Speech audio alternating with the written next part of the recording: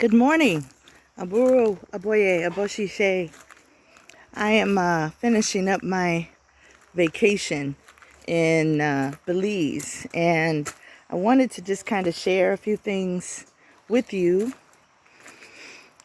about Orisa and about the need to really realize that Orisa is far beyond politics and individual mythologies, personal stories, and so on. There's so much emphasis on the religious aspect. And what I mean by religious is, the doctrine and so on. And it's fine, but it's important that we understand that Orisha, before it was anything else, was about our relationship with nature. And one of the things that I found, or really, not really found, because this is, I've known, but it re-emphasized again, was the relationship with us to nature, to the plants, to the flowers, to the trees, to the water, and so on. Being in harmony with nature. Look at this place. I'm going to turn the camera around.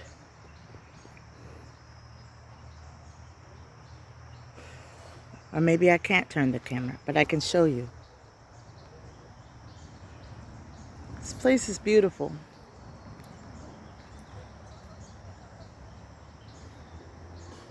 It's a tropical paradise, really. And it's found so often everywhere that we just take it for granted. We take nature for granted. We take what we have for granted. And this is something that we've got to stop doing. We've got to stop thinking so in a linear way.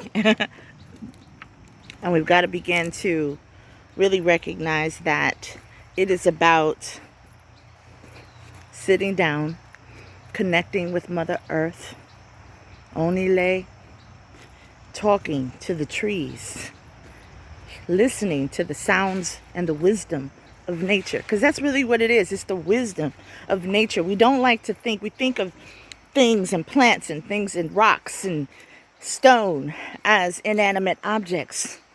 But these are living energies that give life to the planet.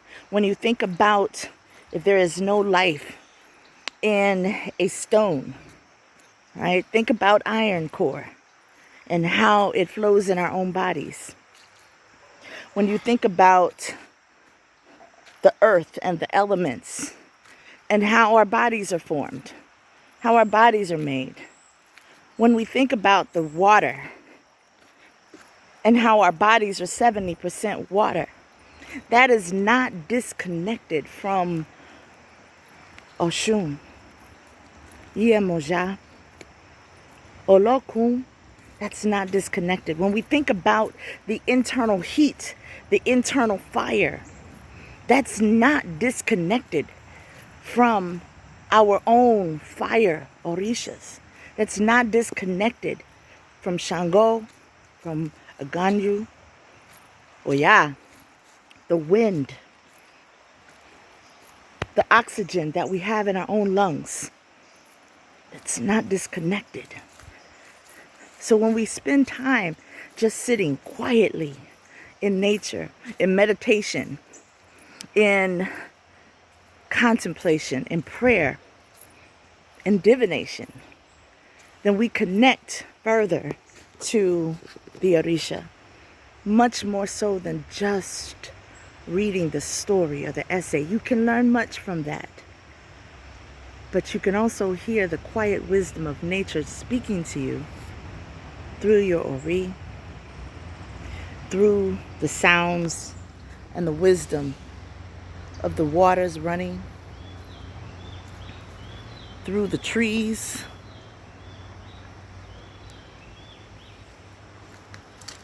through connecting with the earth herself. You can find it. This is what our ancestors often found, especially those in the diaspora when they were away from their traditional homes, from their ancestral homes. They found that wherever they went, Orisa was there, because nature was there, because the earth was there, because the waters were there.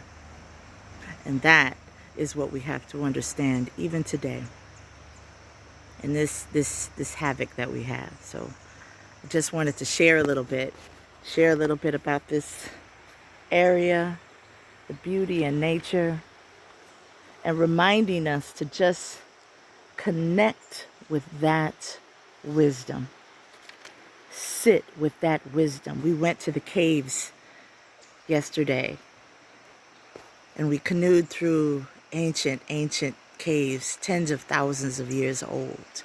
We went to the mounds, the ancient mounds. They're at least 3,000-4,000 years old. And the land, when we walked up, it was sacred. You could feel the air shift when we went.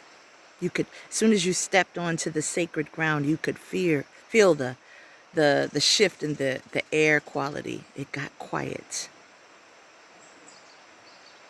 That's what we find in nature. That's what you can find in yourself. And when you hear that quiet, when you can get quiet, then you can find the words inside of your own being, through your own Ori. Then you can hear Orisa. You can connect with Orisa. You can embody Orisa in a way that is far beyond just intellectual knowledge alone. The double.